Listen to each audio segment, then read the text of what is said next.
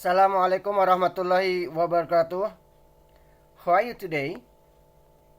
Are you fine? Okay. I hope you are all in good condition and then let's start learn chapter 9. What an amazing world. Bahasa Inggris kelas 9. In this unit we will learn about uh, structure and function of report text, ya. Kita akan belajar struktur dan fungsi dari report text. Kemudian tentu yang termasuk di dalamnya adalah describe things generally. Kita mengulas juga action verb, superlative form, dan juga mungkin akan menyinggung tentang passive voice, ya, yang sudah dipelajari pada pelajaran sebelumnya. What is the definition of recount text? Recount text is a text that describes something in general and give facts clearly about a topic without unnecessary information or opinion. Jadi, report text ini adalah menggambarkan tentang secara general and give fact, ya, dengan fakta tentunya yang jelas dan tentang topik yang di dalamnya tanpa ada informasi yang tidak diperlukan, ya, dan tidak ada opini di sini biasanya, ya. Dan the function of recount text adalah to present information about something in general. Jadi untuk memberikan informasi tentang suatu secara general. Dan biasanya tentunya tadi ada factor, ada jadi tentang fakta di sini, ya, ilmiah mereka, ya, kalau recount text ini, ya. Kemudian let's see about ciri-ciri report text, ya. Ciri-cirinya menggunakan pola kalimat simple tense, menggunakan kata benda umum, general noun, menggunakan kata kerja saling berhubungan, relative verb, dan terdiri dari sebuah objek ditambah tentang objek alam lainnya. Ingat, ya, menggunakan simple present tense, ya. Simple present tense biasanya verb pertama dan kalaupun tanpa verb berarti to be-nya to be yang pertama. Dan kalau di buku grammar tentunya ada di bagian pertama, ya, simple present tense. Nah, kita akan mempelajari tentang struktur dulu, ya, struktur dari report text, ya. Tentunya setiap teks itu ada title, ya. The title usually tells the readers about the topic of text report, ya. Topiknya biasanya di title, ya, apa yang kita akan bicarakan. Kemudian setelah itu general classification, ya.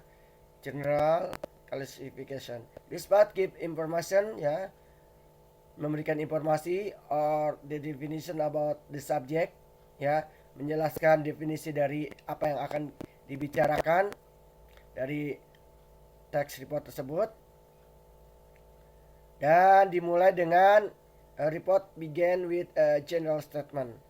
Dimulai dengan general statement, ya, statement umum, ya, tentang topik akan kita bicarakan. It tell reader what the report is going to be about, ya. Jadi di situ juga ternyata memberitahukan kepada yang membaca bacaan tersebut apa yang akan dibicarakan, ya. Topiknya apa yang akan dibicarakan. Di situ juga ada klasifikasi dan nama kelas dari sebuah report, ya. Dan setelah title, setelah general classification, maaf ya, general classification ini biasanya in the first paragraph ya, di paragraf pertama ya. Kemudian kedua, ketiga, dan keempat dan seterusnya itu description ya.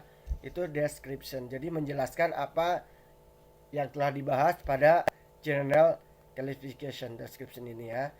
This part give important fact or features ya. Jadi pada bagian ini memberitahukan fakta ya, informasi berdasarkan fakta dan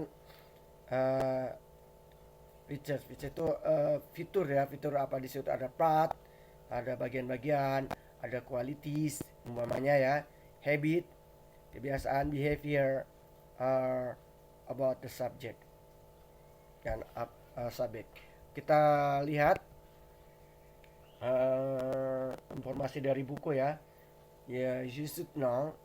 You have just listened to report an animal ya. Kamu telah mungkin pernah membaca tentang report an animal. Report give you information about something. Tentunya report ini memberikan kamu informasi tentang sesuatu, baik itu binatang-binatang, natural phenomena ya, fenomena alam, plant, tumbuhan-tumbuhan, and etc. Report start from general information seperti Bapak sebutkan tadi ya, setelah judul, kemudian ada general information such as physical description ya, habitat, diet, and breeding system. The subject of a report text is not specific but general, jadi nggak spesifik ya subjeknya, tapi secara umum. Learn more about this kind of text. Mari kita belajar teks yang ada di buku kalian, yaitu di halaman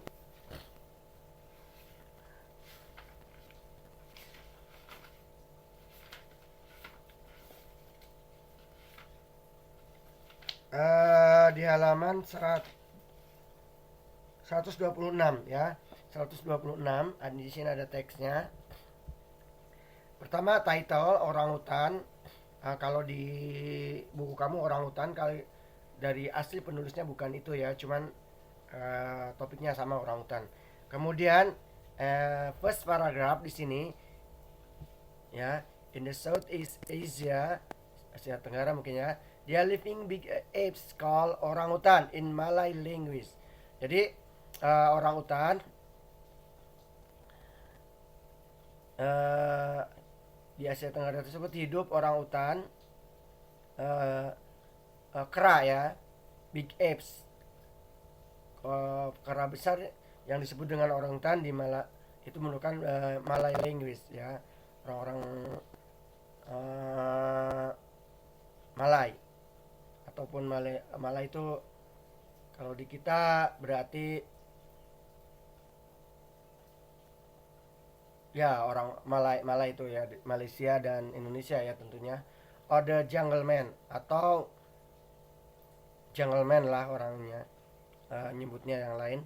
Orangutan is a species of mammal that has a human-like behavior. Jadi orangutan ini spesies dari mamalia yang seperti kebiasaannya seperti seorang manusia ya. Native in Indonesia and Malaysia ya, merupakan hewan ya, hewan asli dari Indonesia dan Malaysia. They are only found in Kalimantan Island, cuma yang ditemukan di Kalimantan, and the northern part of Sumatra Island. Jadi juga merupakan hewan dari bisa kita temukan di Sumatera Utara ya. Nah, ini adalah general classification-nya ya. Tadi general classification-nya. Jadi secara umumnya dijelaskan dulu, kemudian baru ada description-nya ya. Ada description-nya. Jadi description-nya itu behavior of orangutan ya, kebiasaannya ya. Ini ada orangutan time is mostly spent in trees ya. menghabiskan waktunya banyaknya di pohon katanya. Dan seterusnya kemudian ada bagian description juga, physical description of orang utan, penampilan dari orang utan, diet of orang utan, bagaimana orang utan diet itu mungkin makan ya, cara dia makan ya, disebutkan di situ orang utan mostly eat fruit katanya ya, fruit, hampir kebanyakan makannya buah-buahan yang leaf, daun-daun muda ya, inner bank and eggs. In the winter they collect fat ya, jadi di masa winter ya dia mengumpulkan makanan.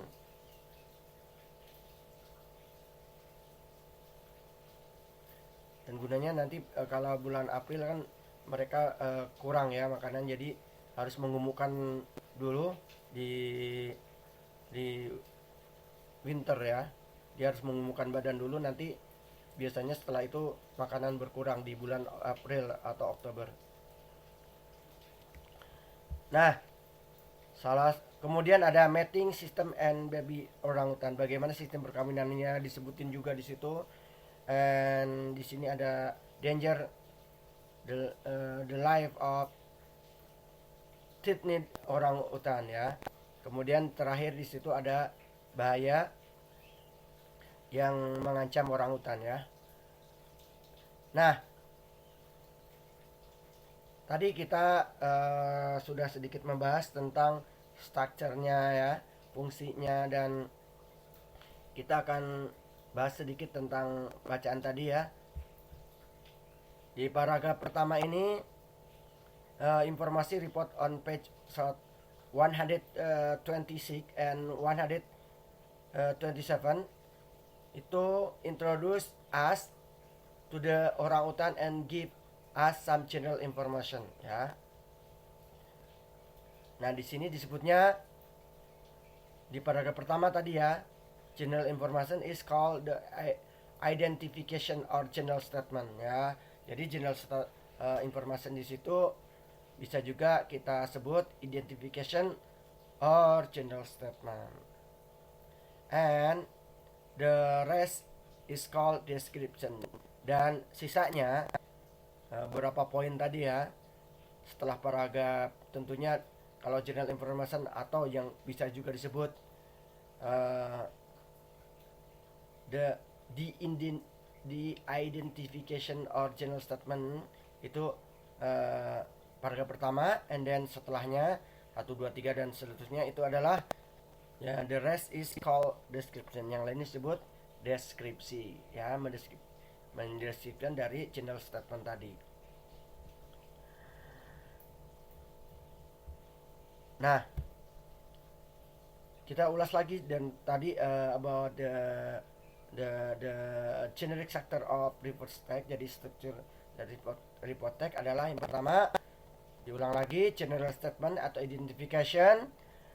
Setelah title tentunya ya, title tadi tell the reader what the information is about ya, yang akan kita bicarakan apa ini. Terus kemudian classifies and the classes, the name of the classes ya. Kemudian description ya. Jadi ada 3 ya, title, general statement atau identification, kemudian description. Itu aja dari Bapak. Kita akan nyambung lagi ke pertemuan selanjutnya masih tentang report text, tetapi kita akan membicarakan yang tertinggal dari report text ya. Baik, tetap belajar, tetap semangat. Jangan lupa tugasnya yang sebelumnya yang belum mengerjakan silahkan dikerjakan ya.